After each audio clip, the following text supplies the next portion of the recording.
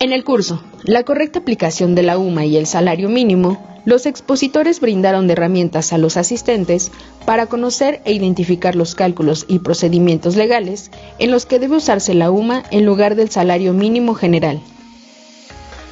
Como lo señalamos, el valor de la UMA se calculará y determinará anualmente por el INEGI, y eso nos establece una fórmula para calcular el valor diario de esta unidad de medida de actualización, ¿no? Que es el valor diario multiplicando el valor diario de la UMA del año inmediato anterior, el resultado de la suma de 1 más la variación interanual del INPC del mes de diciembre del año inmediato anterior, ¿no? Entonces, ustedes que son contadores estarán más empapados de este tipo de fórmulas, pero hasta el final del día es una fórmula que se establece en esta ley, que en su momento se habló de un crecimiento inflacionario de la UMA, ¿no? Sin embargo, no es una inflación como tal la que lleva a cabo el INEGI con estos cálculos, ¿no? Tienen bien determinada su fórmula y esto para establecer el valor diario, y tomando en consideración que hay distintos ordenamientos que nos hablan de valores mensuales o anuales. En este sentido, se habló sobre los aspectos generales de la UMA, así como de los artículos y leyes aplicables a esta unidad de medida. Dentro de los artículos transitorios de esta reforma constitucional se estableció un valor inicial de la UMA de 73 pesos, ¿no? Entonces, en ese momento hablamos de que la UMA valía 73.04 pesos, la cual se ha ido incrementando año con año de acuerdo a la fórmula establecida en ley y con la cual está a cargo el INEGI. Así también, como señalamos, todas las menciones en distintos ordenamientos al salario mínimo deberán entenderse referidas a la UMA, y así el Congreso de la Unión debió emitir la legislación reglamentaria dentro de un plazo de 120 días siguientes a la fecha de publicación del decreto. En esta misma reforma se estableció que los créditos otorgados por Infonavit y Foviste continuarían actualizándose bajo los términos y condiciones estipulados.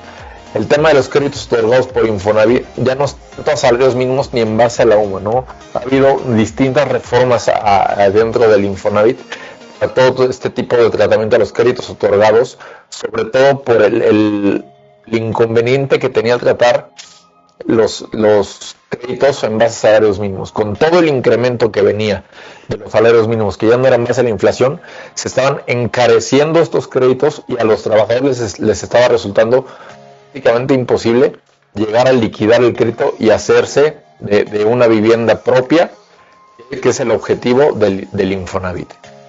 Por otro lado, se profundizó sobre la aplicación de la UMA para efectos de seguridad social, además del pago de cuotas y los efectos de la UMA tanto laborales como para el Infonavit. Y en Infonavit, la realidad es que creo que fue de las pocas autoridades que en el 2016 se pusieron a trabajar con este tema de la UMA, porque creo que también era de las más afectadas, ¿no? Hablando de los derechohabientes, de los acreditados, en los impactos que podía tener o que iba a tener este cambio.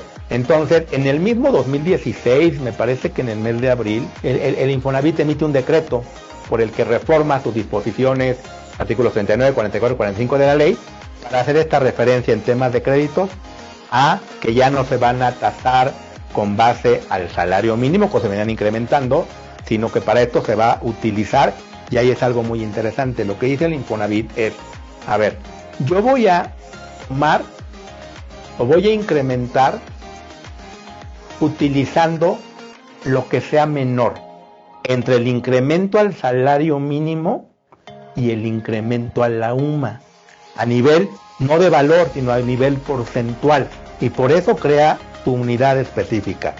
Aquí agregué una tabla donde quizá pueda ser más representativo, más explicativo, donde en el primer año, como lo comentamos, no había ningún problema, venía un salario de 7304 y también venía la UMA en 7304 y no hay ninguna afectación.